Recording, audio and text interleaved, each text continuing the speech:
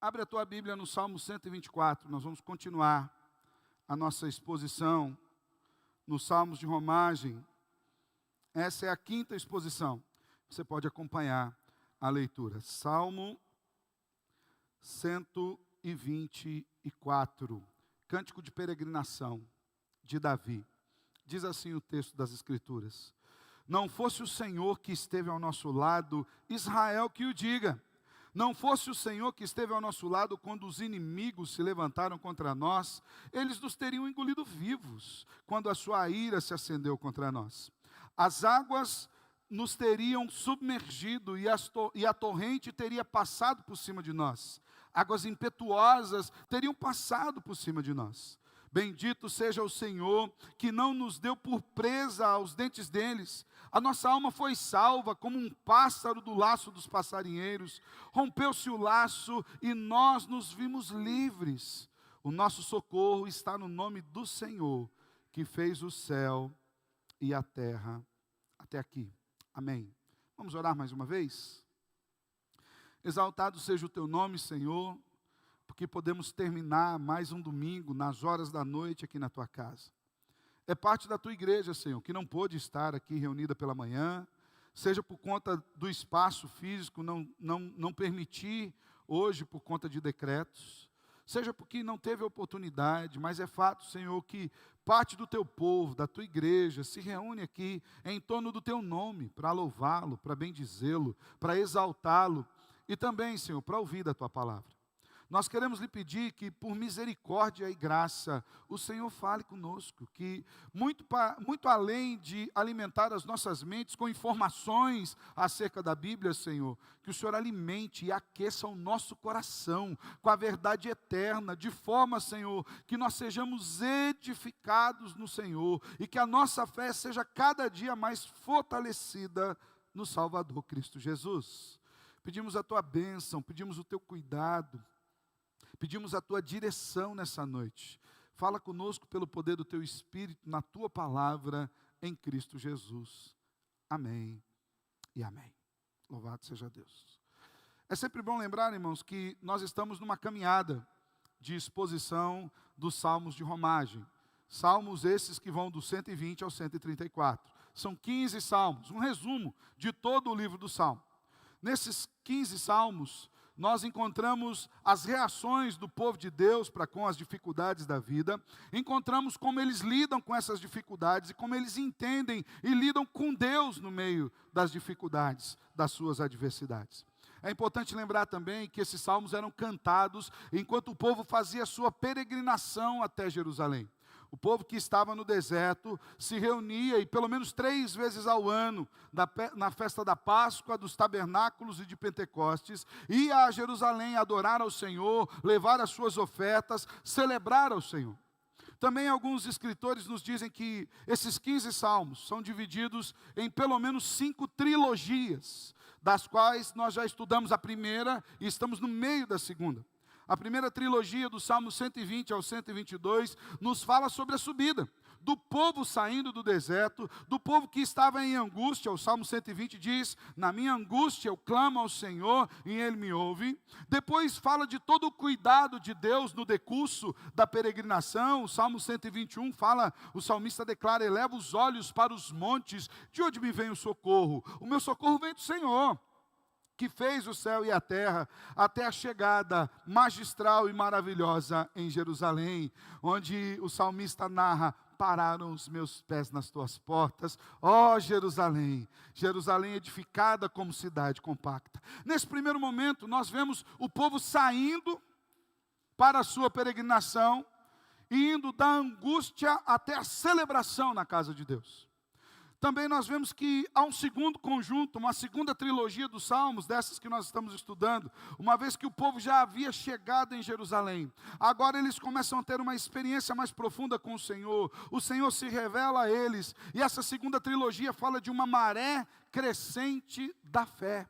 O povo começa agora a experimentar Deus de uma forma diferente, de uma forma mais profunda, começa a relacionar-se com Deus com maior conhecimento acerca do caráter de Deus. Então, aqueles que iam para Jerusalém, aqueles que olhavam para os montes de Jerusalém buscando livramento, agora reconhecem que o Senhor é aquele que habita nos altos céus e é aquele que cuida da nossa vida, como nós vimos a semana passada.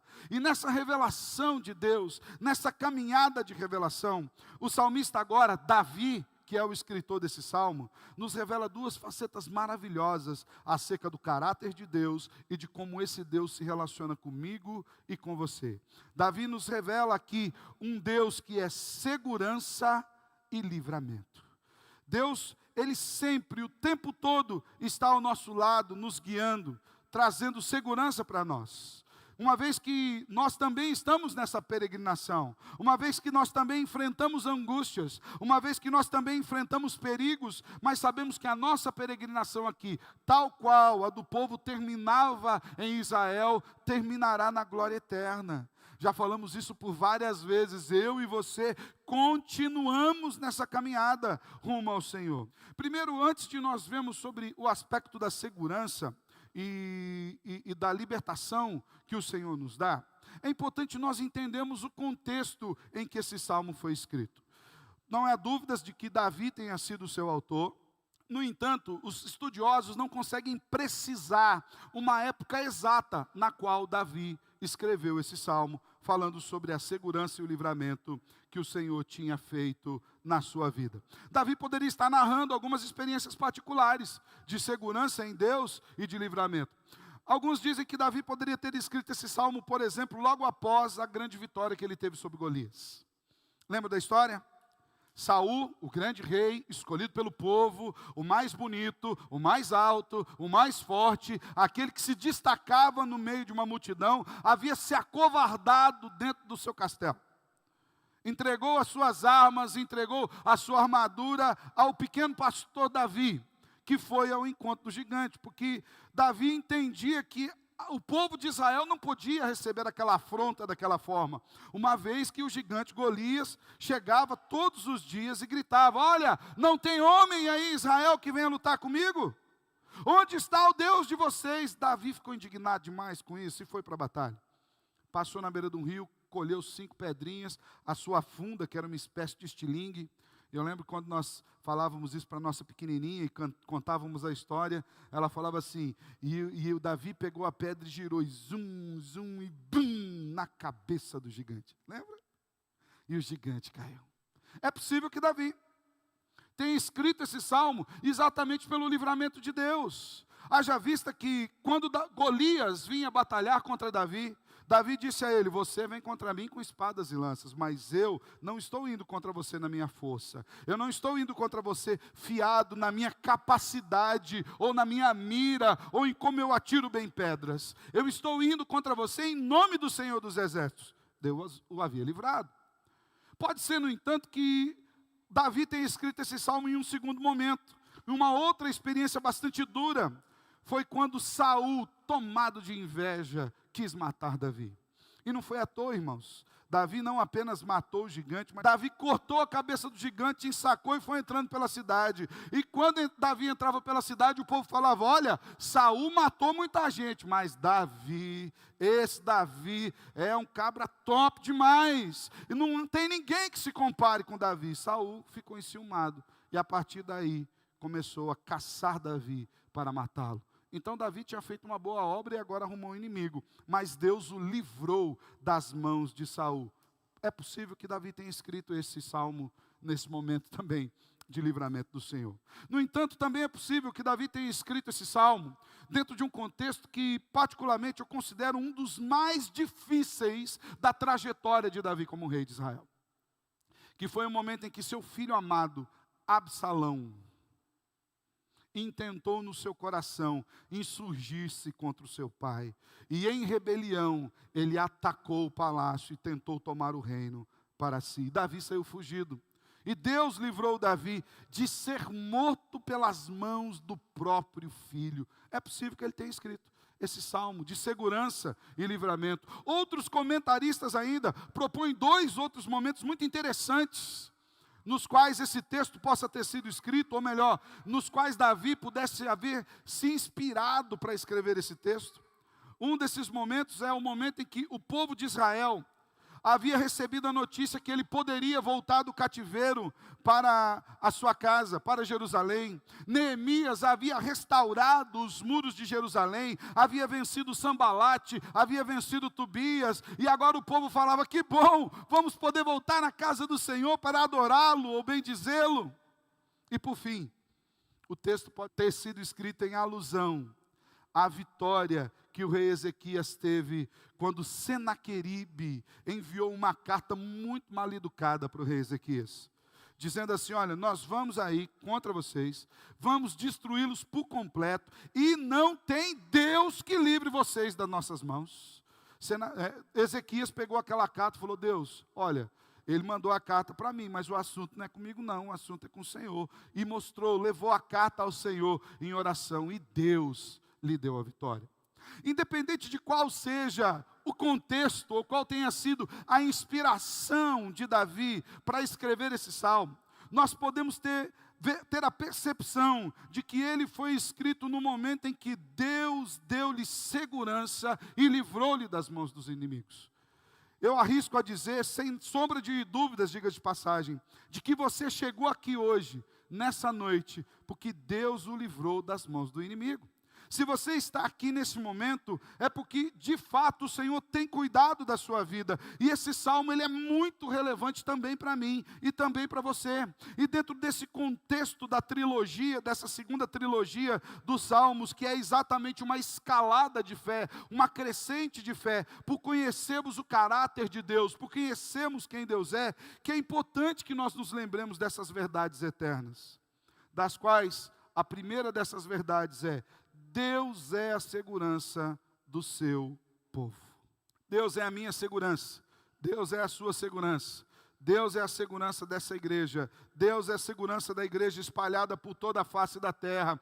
Deus é a segurança do seu povo. Olha o que nos diz o texto, os 5 primeiros versos. Diz assim: não fosse o Senhor que esteve ao nosso lado, Israel que o diga. Não fosse o Senhor que esteve ao nosso lado quando os inimigos se levantaram contra nós, eles nos teriam engolido vivos quando a sua ira se acendeu contra nós. As águas nos teriam submergido e a torrente teria passado por cima de nós. Águas impetuosas teriam passado por cima de nós. Irmãos, Deus é esse seguro que nós temos, é o lugar seguro da nossa habitação. Perceba aquilo que o salmista começa dizendo. Davi diz aqui, que Deus é quem está sempre ao lado do seu povo. Não fosse o Senhor quem esteve ao nosso lado. Deus está ao meu lado, Deus está ao seu lado o tempo todo. Deus está no nosso lado até quando a gente não quer que Ele esteja. Existem alguns momentos que a gente quer dar um tempo com Deus, sim. Ô Deus, fica aqui um pouquinho que eu vou ali pecar, já volto. Não é bom o senhor ir naquele lugar. Não é bom só ver aquelas coisas, ou participar daquele ambiente que eu vou participar. Fica meio à distância. Fica meio do lado de fora, Deus. Quando acabar eu te chamo. Eu te mando um WhatsApp para o senhor vir aqui, continuar cuidando de mim. Até quando nós não queremos, Ele não distancia-se de nós. Ele está do nosso lado o tempo todo. E isso faz parte do seu caráter. Deus não se distancia de nós, não é porque nós não mereçamos a distância. Deus não se distancia de nós, não é porque nós não tenhamos pecados e sujeiras demais diante da sua enorme, perfeita santidade. Deus não se distancia de nós porque Ele fez uma aliança conosco, aliança essa que foi cumprida e culminada no sangue de Cristo Jesus, selada na cruz do Calvário. Deus fez uma aliança na qual Ele ofereceu o seu Filho em nosso lugar. Então não é algo de somenos importância. Deus está perto de nós, está ao nosso lado, porque Ele jamais se distanciará de nós, porque faz parte do seu caráter. Não fosse o Senhor que esteve ao nosso lado. Davi reconhece isso. Davi reconhece que se não fosse a proteção de Deus, não fosse o cuidado de Deus, não fosse a segurança de Deus, ele haveria sido consumido, ele haveria sido subjugado pelos seus inimigos. É por isso que também Ele nos mostra que Deus, além de sempre estar ao nosso lado, é aquele que nos protege quando o inimigo se levanta contra nós. Eu acredito que não foi uma nem 2 vezes que nós já sentimos o peso ou o calor do ataque do inimigo. ele pode se dar através das tentações do diabo, tentando nos tragar constantemente. Ele pode se dar através de dissabores de pessoas que talvez julgássemos ser amigos nossos e nos passaram a perna, por assim dizer. Ele pode se dar, como nos dizia ali no Salmo 120, por intermédio da língua enganosa, de pessoas falarem mal de nós, das piores formas, de tentarem denegrir a imagem. Fato é que Deus nos protege em todos os momentos. Versículo 2, Davi diz: não fosse o Senhor quem esteve ao nosso lado, quando os inimigos se levantaram contra nós, eles nos teriam engolidos vivos quando a sua ira se acendeu contra nós. Davi sabia que se não fosse a proteção de Deus, o povo de Israel teria sido dizimado pelos seus inimigos. Se não fosse a proteção de Deus na caminhada, na peregrinação, o povo de Israel não chegaria a Jerusalém.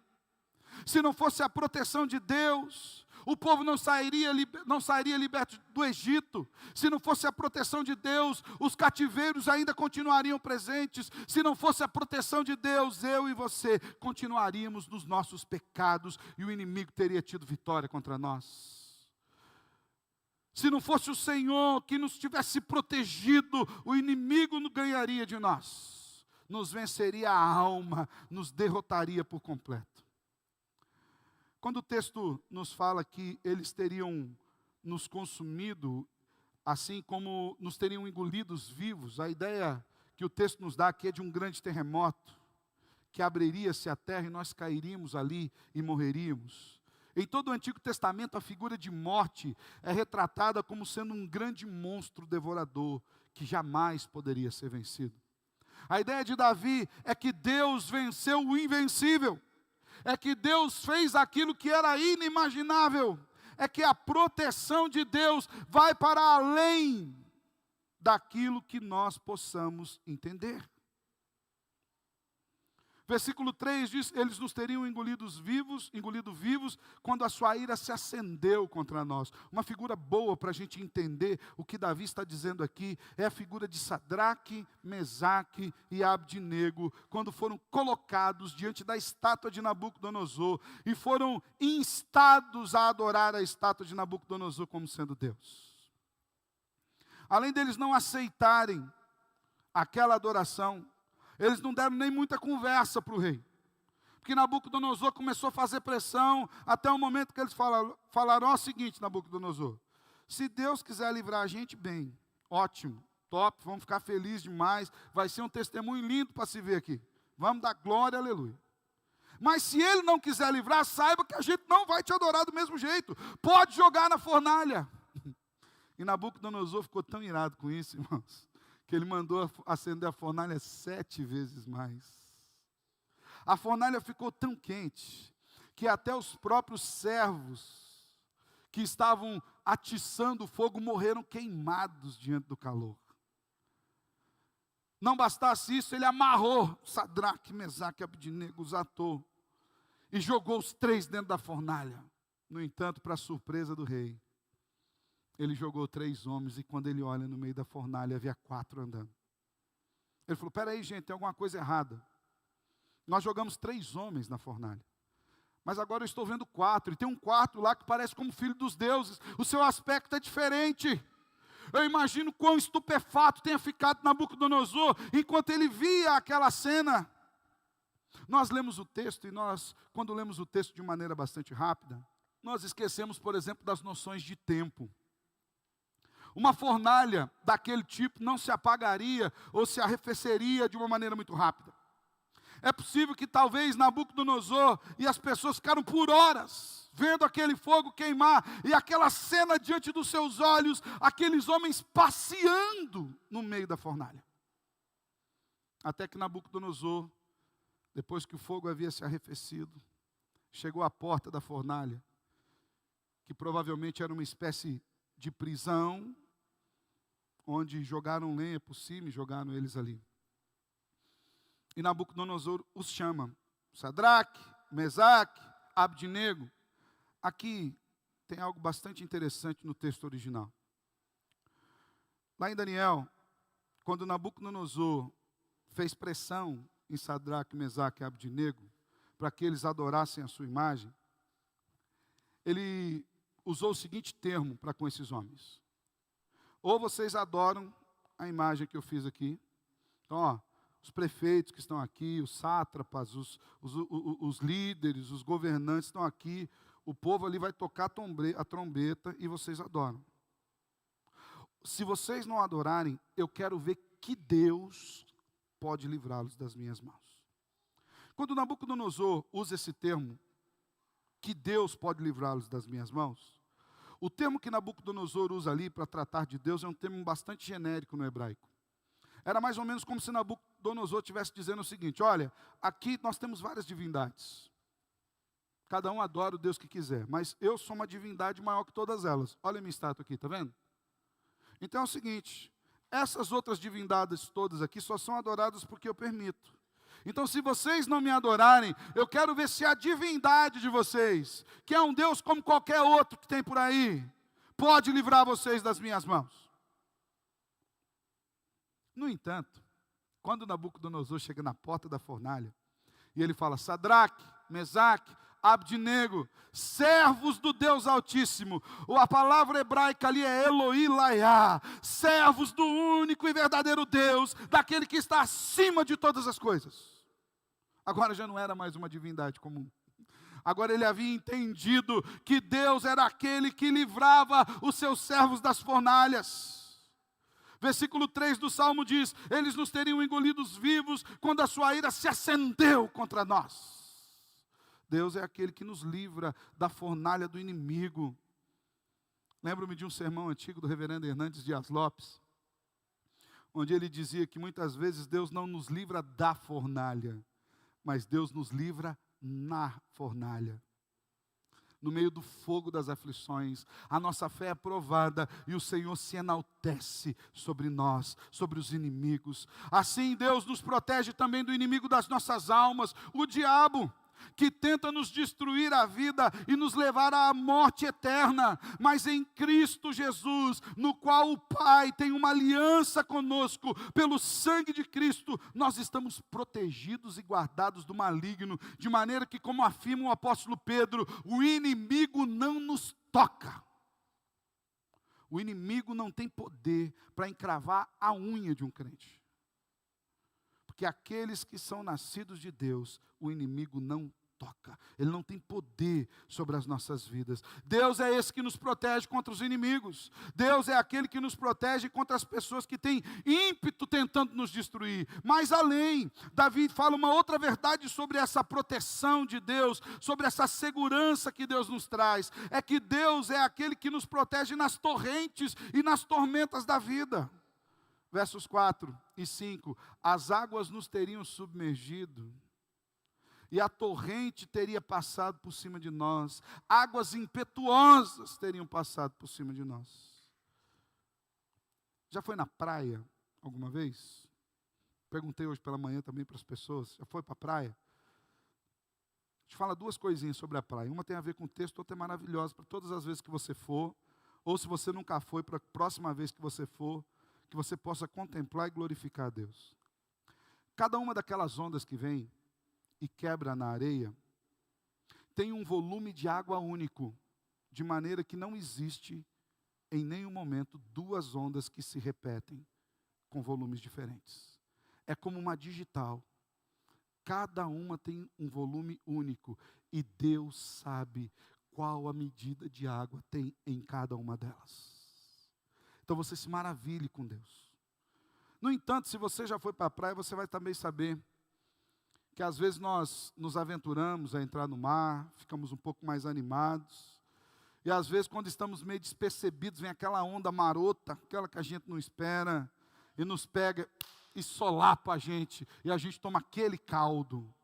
Eu lembro uma vez que eu estava com alguns jovens na praia, e o povo foi entrando, eu fui animando e fui entrando também, e de repente quando eu virei de lado assim, a onda veio sem avisar e me catou e me enrolou, e eu saí lá na areia, todo ralado o joelho, e eu levantei, estou bem, eu nem sabia para onde eu estava olhando, não, estou bem, está tudo bem, tudo tranquilo. A ideia aqui, que Davi está trazendo, é mais ou menos como essa. A ideia de que os problemas da vida às vezes nos pegam de maneira sem avisar, nos pegam desapercebidos e nos dão esse caldo, nos colocam no seu redemoinho, debaixo da sua força, e nós ficamos ralados, desorientados ali no meio. Mas se não fosse o Senhor, nós teríamos submergidos e morríamos ali. A figura aqui é uma figura como das grandes enchentes que se formavam em Israel depois das fortes e pesadas chuvas. É uma figura de águas violentas. É a mesma figura que Jesus usa para terminar o seu sermão do monte, quando ele faz uma advertência. Fala, olha, aqueles que ouvem essas palavras que eu acabei de pregar e as cumpre, é como um homem que edificou a casa sobre a rocha. E vieram as águas poderosas, as grandes torrentes, vieram as grandes enchentes, a água deu com violência contra aquela casa, mas por estarem edificados na rocha, a violência da água não lhes causou mal. Essa é a figura. Se não fosse o Senhor, a nossa rocha, onde edificamos a nossa vida, onde a nossa vida está alicerçada, os problemas da vida nos consumiriam. Quando a doença bate na porta da nossa casa, quando o luto, quando a dor nos sufocam, quando se perde o emprego no meio de uma pandemia como essa. Irmãos, conversei com algumas pessoas que perderam o emprego. Como é duro, irmãos. Às vezes tem que sustentar a família em casa, filhos para cuidar. E a gente faz aquela pergunta que talvez a gente deveria até pensar em melhorar a pergunta, né? Está tudo bem? Não está tudo bem. Eu lembro-me de uma pessoa que eu conversava com ela, eu falei, o que houve? Quando ele falou que perdeu o emprego, irmãos, ele começou a chorar convulsivamente. Sabe aquele choro que você quer segurar e não consegue? Você já teve essa experiência? Quando vem o choro assim, você faz força para segurar, mas não consegue, ele é mais forte que você. Aquela pessoa começou a chorar e falar do seu desespero. Se não fosse o Senhor, as águas passariam por nós e nos deixariam desesperados. Momentos como esse que nós estamos vivendo. Temos dito constantemente, continuaremos dizendo que a nossa vida continua no mesmo lugar que ela sempre esteve, mas nós não podemos nos tornar insensíveis à dor que esse vírus tem causado aí. Quantas famílias não receberam a notícia assim, ó, pai morreu, e agora? A mãe morreu. Em 15 dias perdem 4, 5 pessoas da família. Quantas famílias não ficam com corações sobressalto, aguardando um filho esperado por muitos anos, e a esposa grávida, e você toma todo aquele cuidado, e de repente ela é acometida por esse vírus, e vai à sala de cirurgia fazer uma cesárea de emergência, e às vezes a escolha é, ou vem a mãe ou vem o filho, e quando vem o filho e se vai a mãe, o coração do pai se perde. Como não se alegrar com o filho? Como não se entristecer com a perda da esposa querida? Se não fosse o Senhor, irmãos. Sofremos aqui na nossa igreja, irmãos amados. Lembro-me, irmãos, último velório que fizemos, irmão querido Valdir, nós não conseguimos dar uma coroa de flores para esse irmão, sabia disso? E não é porque a igreja não tinha condições. É porque havia morrido tantas pessoas nos 2 últimos dias que não tinha flores na cidade para fazer uma coroa. Quanta dor, quanto luto. Muitas vezes as tormentas da vida vêm sobre nós. Você está resolvendo um problema, você está no meio de um, vem um outro. Sabe a segunda onda, né? Talvez por causa do vírus você já deva ter ouvido sobre a segunda onda também. Mas no mar também tem a segunda onda. Quando você está se recompondo, tirando a cabeça para fora, vem a outra e te derruba de novo. Mas Davi disse, se não fosse o Senhor que esteve ao nosso lado, Israel que o diga. As águas teriam passado por cima de nós. As adversidades da vida, as torrentes, as tribulações, os problemas teriam nos submergido, teriam nos afogado, teriam nos destruído, a esperança havia se esvaído. Por que não foi? Porque o Senhor está ao nosso lado. porque a nossa vida está edificada sobre a rocha que é Cristo Jesus, e é Ele quem não permite que a nossa casa venha ruir no meio das aflições. É importante lembrarmos que a aflição vem sobre o não crente e sobre o crente também. A luta vem sobre os dois. O problema vem sobre os dois. Jesus, no final do Sermão do Monte, diz que 2 homens construíram uma casa. Ele exemplificando. Um sobre a rocha e outro na areia. Veio tempestade só sobre a casa da areia? Não, vieram tempestade sobre as 2 casas.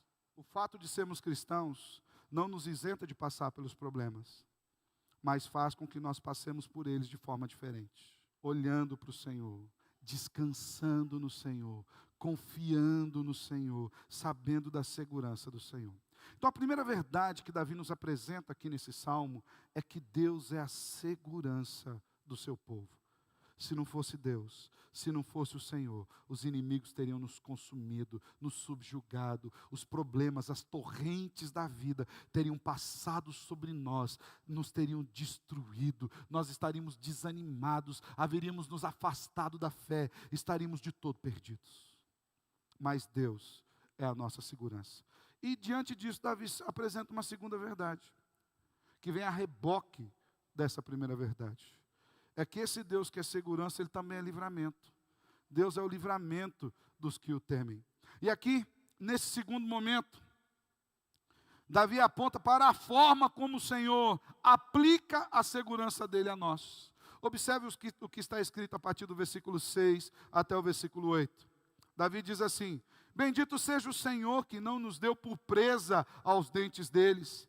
A nossa alma foi salva, como um pássaro do laço dos passarinheiros. Rompeu-se o laço e nós nos vimos livres. O nosso socorro está no nome do Senhor, que fez o céu e a terra. Nesse segundo momento, quando Davi nos mostra a forma como Deus aplica essa segurança, ele nos fala do livramento de Deus no meio das adversidades. O apóstolo Paulo versa sobre essa mesma verdade na sua primeira carta aos Coríntios, capítulo 10, no versículo 13. O apóstolo Paulo diz o seguinte: não sobreveio a vocês nenhuma tentação que não fosse humana.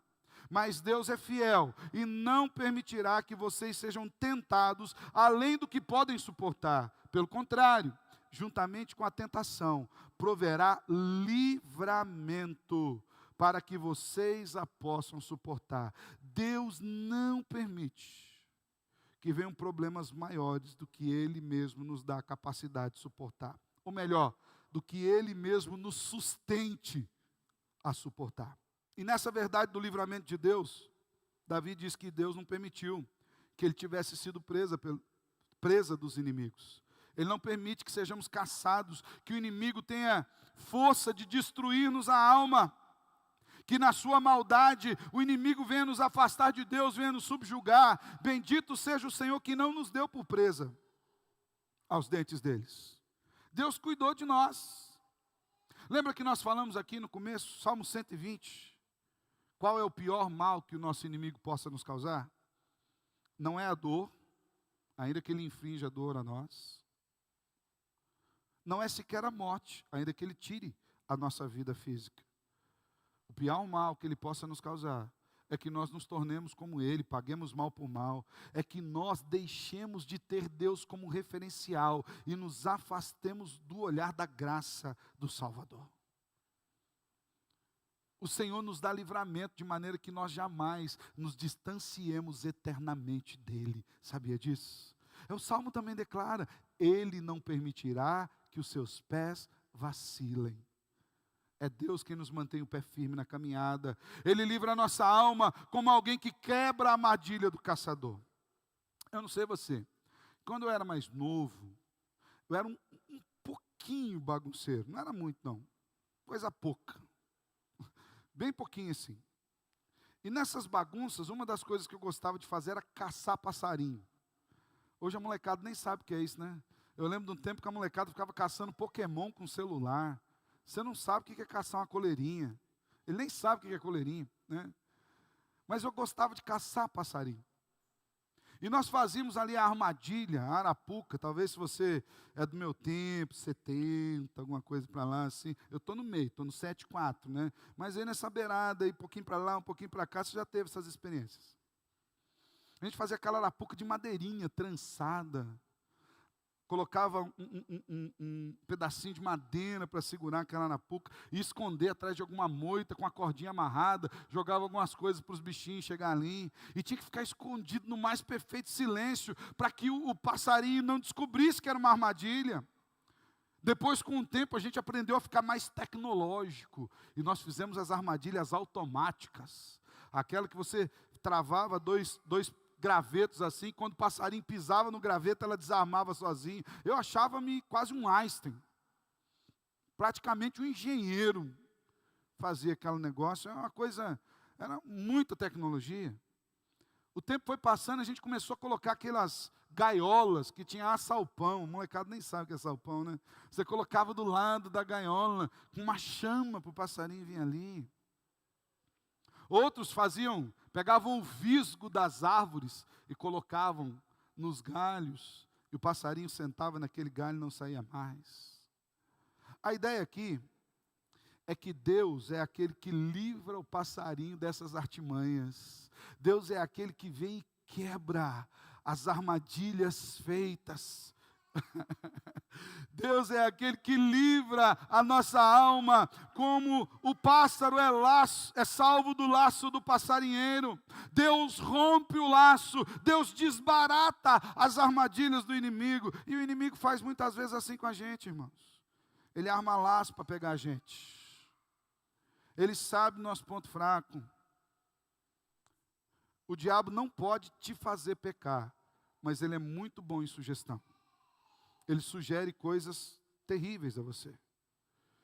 Como dizem alguns estudiosos, ele é um bom pescador.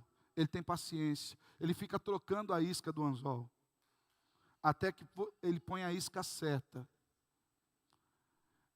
Ele faz com que o inimigo diga aquela palavra que tira a gente do sério, sabe? Aquela, que tenha aquela atitude, que aconteça aquela coisa. E sabe por que a gente não cai nos laços do inimigo e não se afasta de Deus? Porque o Senhor nos dá a visão em Cristo Jesus e desbarata os laços do inimigo. Ele desfaz as armadilhas, Ele quebra o laço, Ele nos deixa livres. A nossa alma foi salva como um pássaro do laço do passarinheiro. Rompeu-se o laço e nos vimos livres. É o livramento dos fracos, dos humildes, dos simples, das mãos daqueles que se julgam astutos. Deus destrói as armadilhas e as artimanhas de Satanás contra nós. Ele é o livramento. E por fim, o salmista mostra que o livramento do Senhor vem do seu controle absoluto sobre todas as coisas. Versículo 8: o nosso socorro está no nome do Senhor, que fez o céu e a terra. A ideia do salmista aqui não é apenas fazer uma declaração de que Deus é o Criador de todas as coisas. Quando nós olhamos para essa expressão nas Escrituras, de que Deus é aquele que fez o céu e a terra, o que essa expressão está querendo dizer é muito mais do que apenas o ato criacional, como se o ato criacional fosse pouca coisa, né? Ele disse, haja luz e houve luz. Ele fez separação do mar, da terra, do firmamento. Ele estabeleceu cada uma das coisas. Mas o que o salmista está querendo dizer é que aquele que tem poder para criar é o mesmo que sustenta a sua criação nas suas mãos todos os dias. De maneira que Davi sabia que o Deus que criara tudo é o mesmo Deus que tem poder para sustentar a sua vida, porque Ele governa sobre a obra criada, porque Ele domina sobre a obra criada, porque não há nada que ocorra dentro da criação que se desenvolva distante de Deus, porque nada lhe é desconhecido, nada lhe passa oculto aos olhos. Deus tem poder sobre todas as coisas. Por isso Davi diz que o nosso socorro está no nome do Senhor, que fez o céu e a terra. O nosso livramento está nas mãos daquele que governa tudo e que tem tudo medido de acordo com os palmos das suas mãos. Esse é o nosso socorro. da mão de um Deus sustentador. Meus irmãos, percebam que Deus age no fogo das aflições. Nessa caminhada, nessa peregrinação que temos aqui, muitas e muitas vezes nós vamos enfrentar lutas, vamos enfrentar dores, os inimigos insurgirão contra nós, de todos os lados. Muitas e muitas vezes vamos enfrentar as aflições, as vicissitudes da vida, a dor, o luto, a perda de bens, a enfermidade, a tristeza, a lida diária, que muitas vezes é pesarosa, o infortúnio. No entanto, Deus sempre se revela a nós poderoso no meio dessas aflições. Se nós estamos aqui, é porque o Senhor tem cuidado de nós. É porque Ele foi a nossa segurança e Ele tem sido o nosso livramento.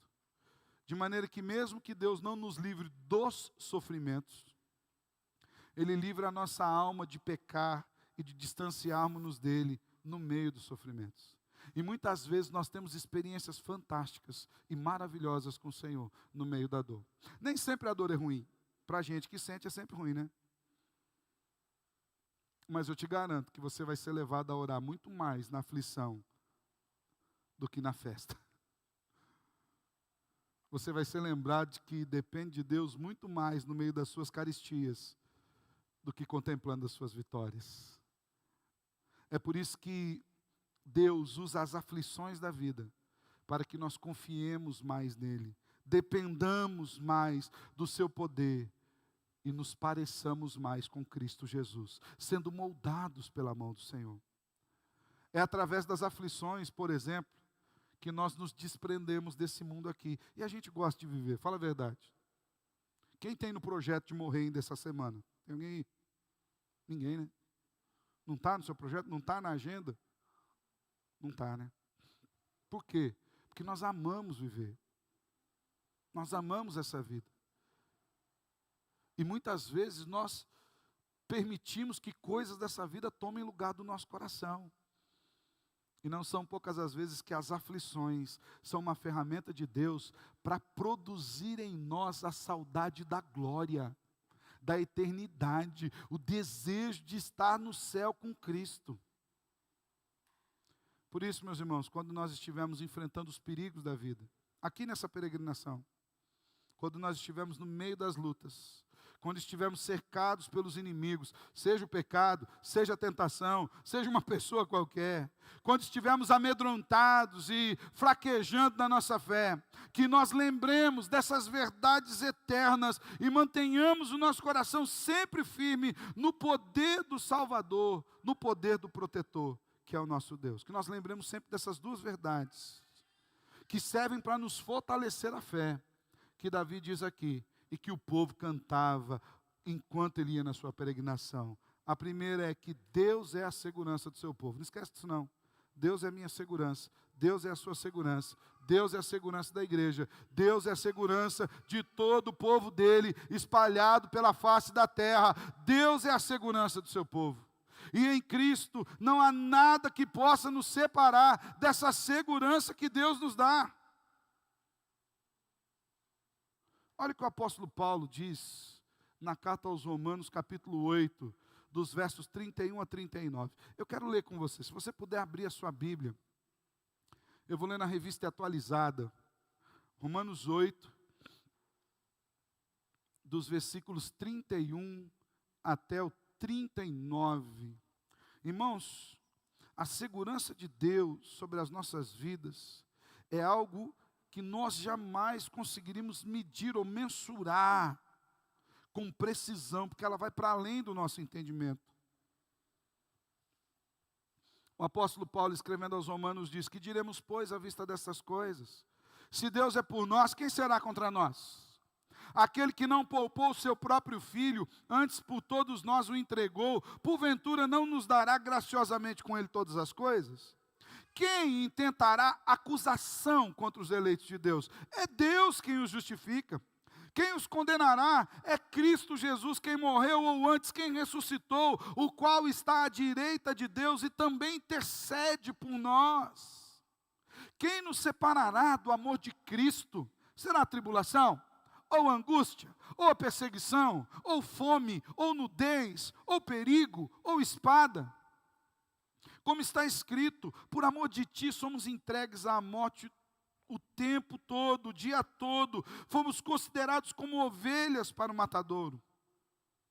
Em todas estas coisas, porém, somos mais que vencedores por meio daquele que nos amou, porque eu estou bem certo de que nem a morte, nem a vida, nem os anjos, nem os principados, nem as coisas do presente, nem do porvir, nem os poderes, nem a altura, nem a profundidade, nem qualquer outra criatura poderá separar-nos do amor de Deus que está em Cristo Jesus, o nosso Senhor. Por que, irmãos, que nada pode separar-nos do amor de Deus? Porque o Senhor é a nossa segurança.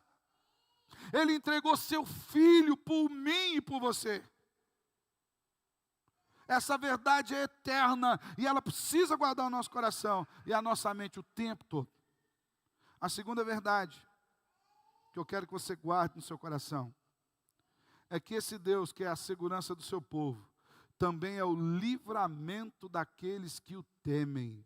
Deus é o livramento daqueles que o temem. Em Cristo Jesus, nós fomos libertos dos males do pecado. Não cantamos aqui? Cristo libertou-nos dos males do pecado. Não cantamos aqui? Nós somos o povo a quem Deus libertou. Verdadeiramente somos livres. O Senhor nos libertou por completo, de maneira que o pecado já não mais tem domínio sobre nós, porque estamos debaixo da graça eterna do Salvador. E esse livramento é fruto do seu amor. O apóstolo João, escrevendo às igrejas do Apocalipse, capítulo 1, versículo 5, ele fala que devemos exaltar ao Senhor Cristo Jesus, porque Ele nos ama e nos libertou. Nos libertou dos nossos maiores inimigos, até mesmo da morte. O último inimigo a ser vencido é a morte. E Paulo escreve aos Coríntios, na primeira carta, capítulo 15, versículo 57, onde está a morte, a sua vitória? Onde está o seu aguilhão?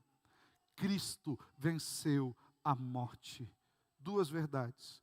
Deus é a segurança do seu povo. Deus é o livramento daqueles que o temem. Que na segurança do Criador, a imagem de Cristo seja formada em nós cada dia. Que nós entendamos que ainda que passemos por problemas aqui nessa vida, o Senhor nos livra de perdermos a alma, o Senhor nos livra de desesperarmos eternamente, porque Ele nos guarda para a eternidade. E eu e você, na segurança de Cristo, entraremos na glória eterna. A palavra nos garante, aquele que começou uma boa obra em nós, é fiel e vai completá-la até o grande dia. Que isso possa guardar-nos em segurança. Que nós possamos ter a fé aquecida por essas verdades, para a glória de Cristo Jesus. Amém? Feche os teus olhos, quero orar com você.